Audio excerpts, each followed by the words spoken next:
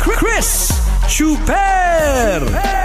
Kasama ang nag-iisang die-hard fan ni Chris Chuper, Nicole Hiala! Dear Nicole and Chris. Dear Nicole and Chris. Dear Nicole and Chris. Dear Nicole and Chris.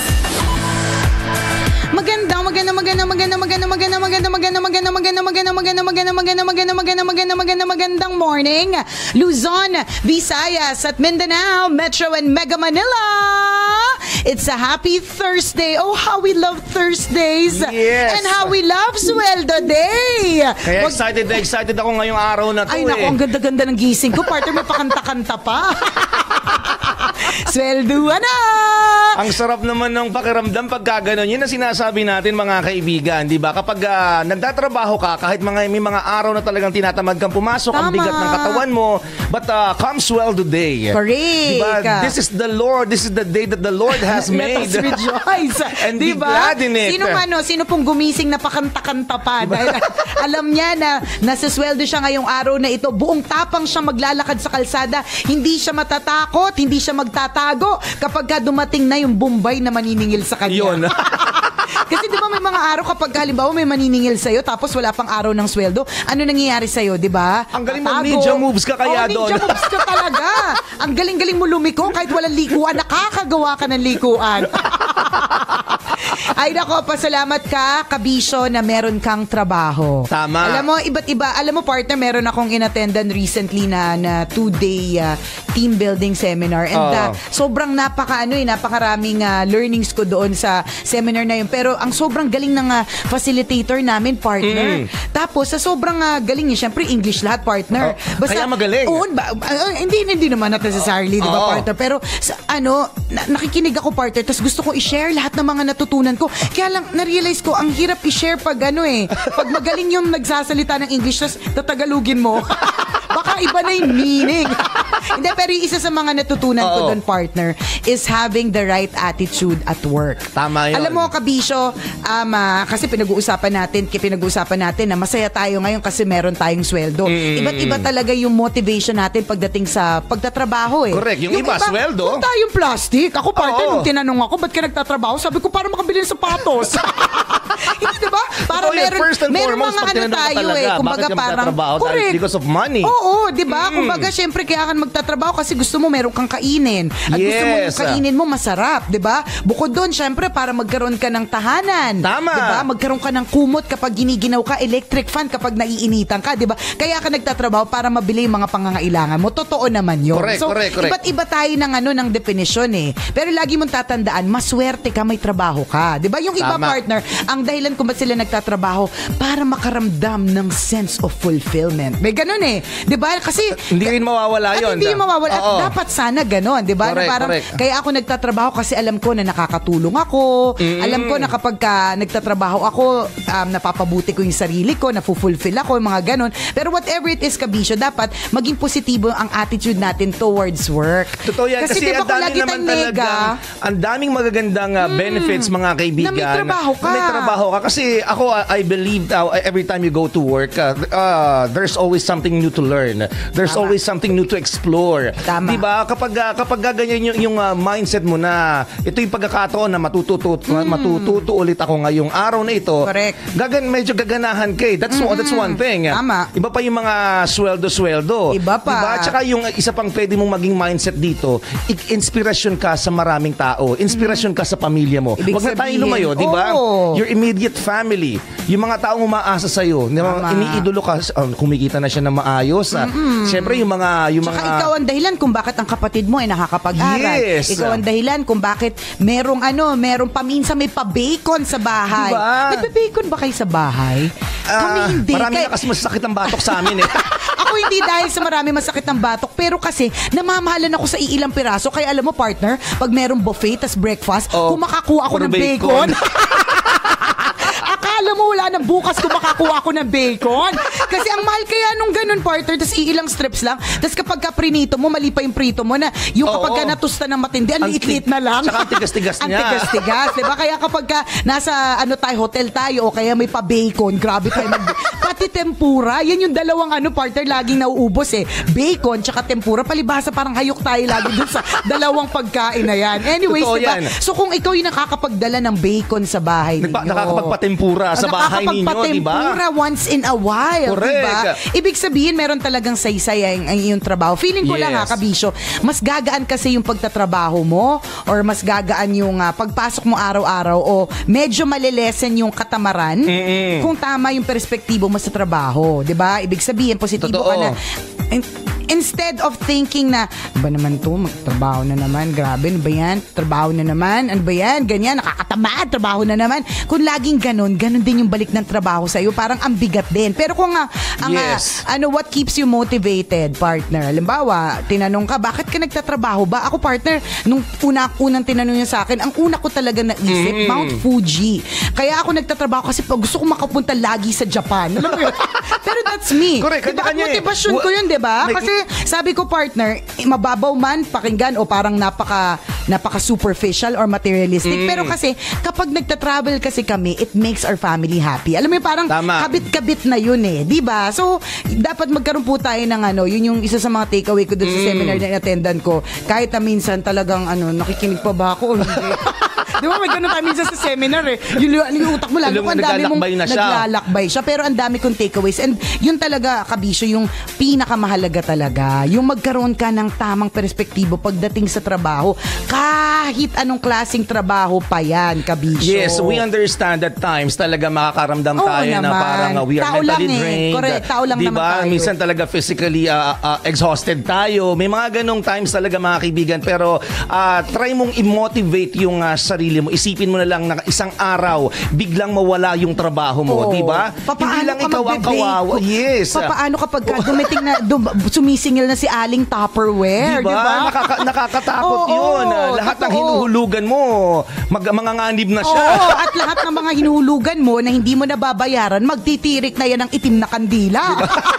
Hindi, pero tama yun. Gusto ko mag-pick up dun sa point na sinabi mo, papaano kung mawalan ka ng trabaho? Di ba? Pag-gising mo isang umaga, wala ka nang gagawin. Hindi ka na papasok sa trabaho. Tama, di ba? So, hindi naman ikaw aabot sa mawawalan ka ng trabaho. Kung gagawin mo ang lahat o lahat ng best mo sa trabaho mo. Correct. Diba? Parang, di ba parang imposible unless mag-close talaga yung kumpanya. Diba? Pero, hindi ka naman talaga mawawalan ng trabaho kapag ginagawa mo ng mabuti yung trabaho mo. Kasi may isip ng kumpanya, kailangan ko tong taong to. So bakit ko tatanggalin sa kanya yon o bakit kailangan maalis siya sa trabaho, yung ganon. Try to imagine, mga kaibigan, di ba yung buong pamilya mo, di ba, na umaasa sa iyo ngayon. Halimbawa, kung ikaw yung provider ng family, yung tatay, halimbawa, di ba, tapos ang asawa mo, syempre walang trabaho kasi siya yung nag-aalaga ng bata.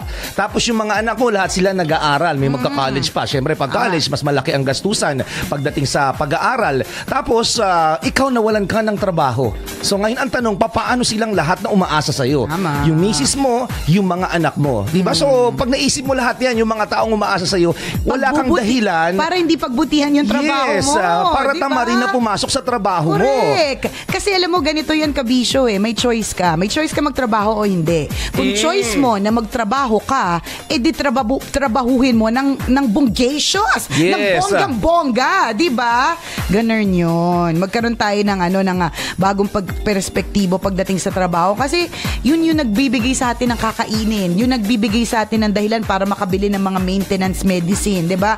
Kaya again, ngayong araw na ito, sa halip na mainis, mabad trip, maloka, ano ba yan? Tagal-tagal ng Friday, hindi ko maitawid, di ba? Sa halip na gano'n, isipin mo, Lord, thank you po. May trabaho po ako ngayon. May gagawin ako at pagdating ng kinsenas at 30, meron akong tatanggaping pera. Tama. Diba? Alam mo, partner, talagang iba-iba yung ang ang isang tao ay nagbabago or ano ba yan? Kasi gusto ko talagang i-translate into Tagalog yung magandang English na narinig ko ng 2 days. Dapat kasi nirecord mo muna tapos nireview mo kanina. Maling-mali nga ako na hindi ako nag-record. Nakakaloka. Nag-rely. Parang anto ka naka-record siya.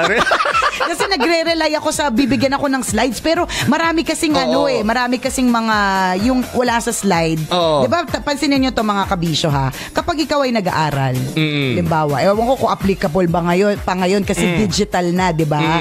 Pag ikaw ay nag-aaral at nagtuturo yung teacher mo, sa totoo naman nandun naman sa books yun eh.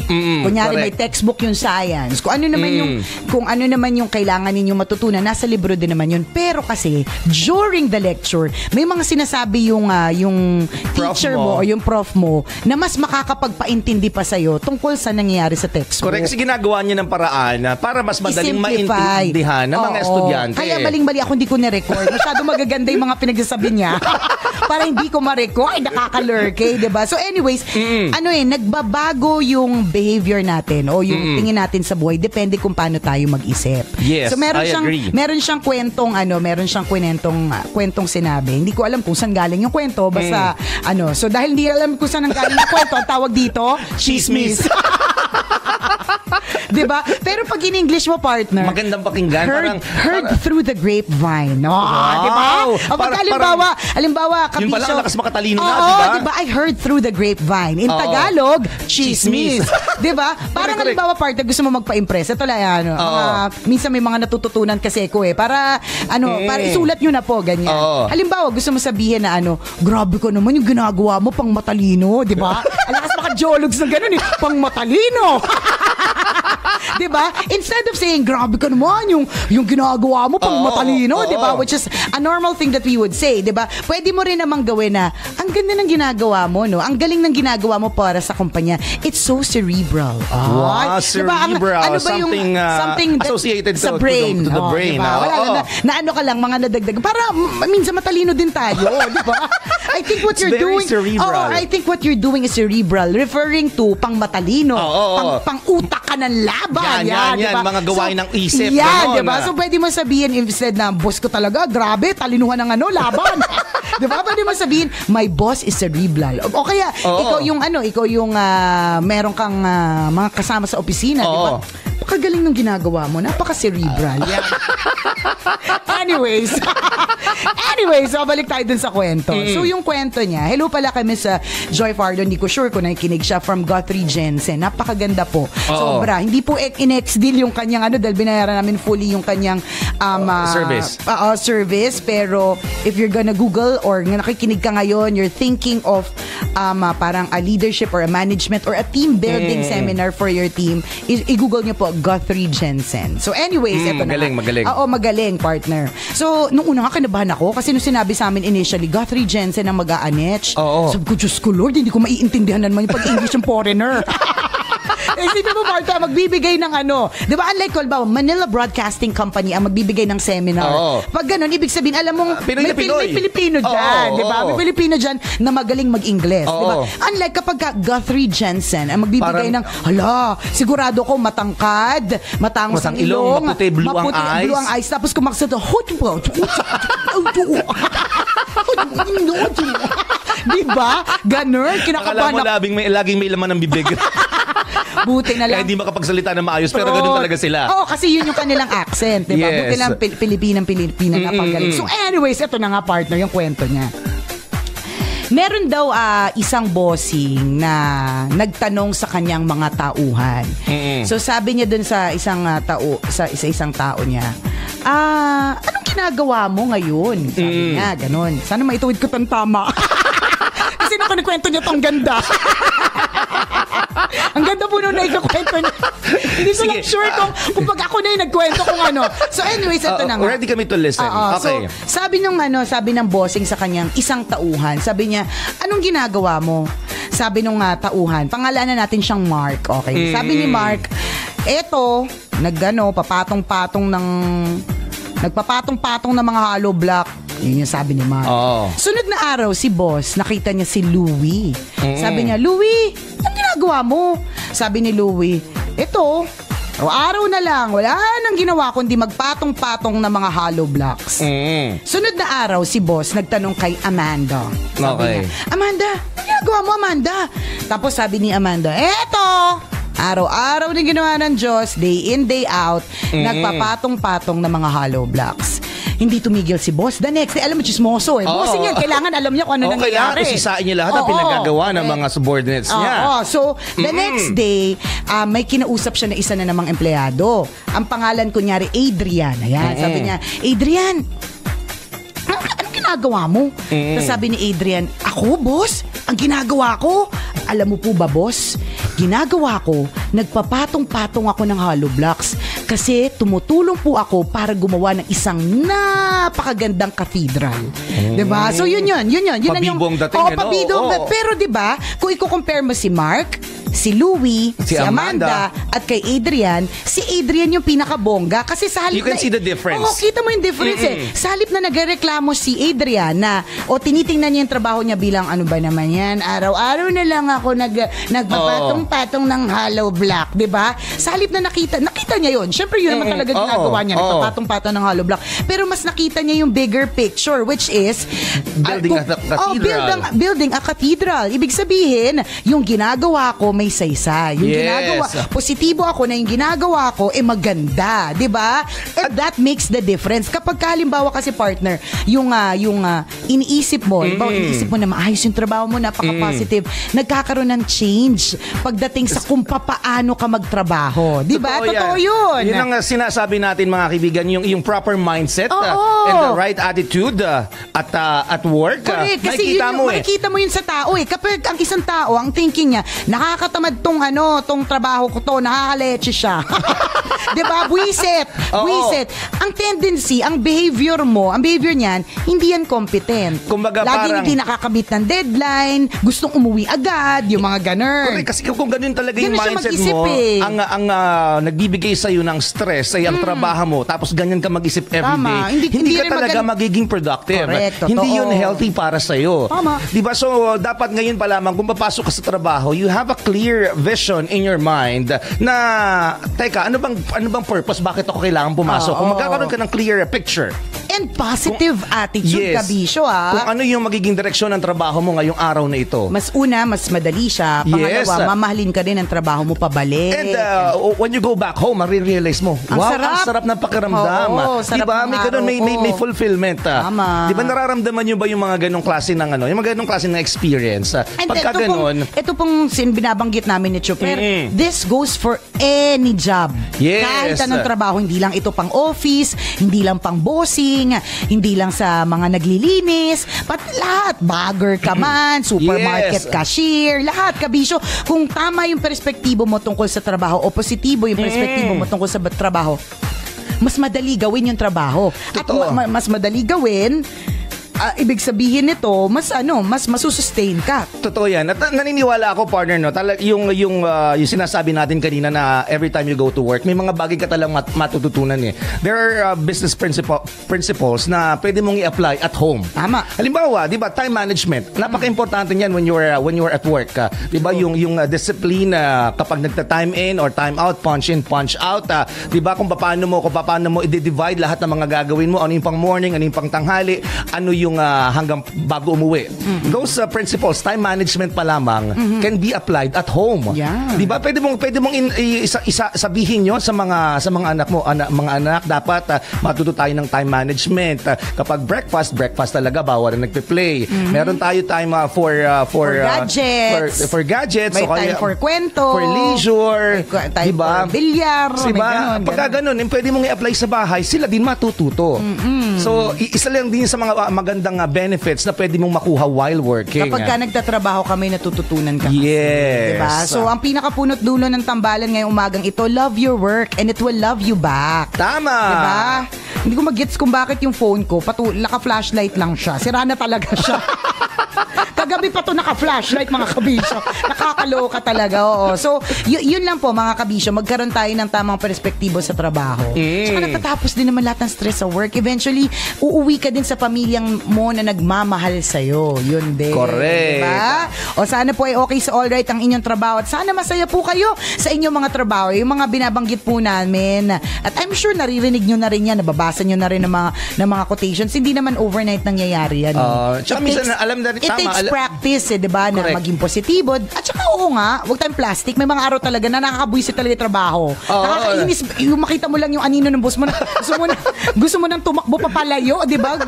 Nakakalor kami mga araw normal na naman yun. Normal naman yun. It's but normal. But then, mas maganda kung most of the time, positibo ka sa trabaho mo.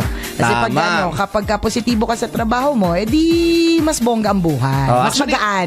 Tama yung sinabi mo, partner. Alam na naman ng marami nating mga kabisyo yung ganito. Kaya lang minsan natatabunan, nakakalimutan na nating i-apply sa pang-araw-araw nating buhay. Correct. Diba? Refresher lang. Tama. Isang malaking check ng pink na ballpen. O siya mga kabisyo, ha?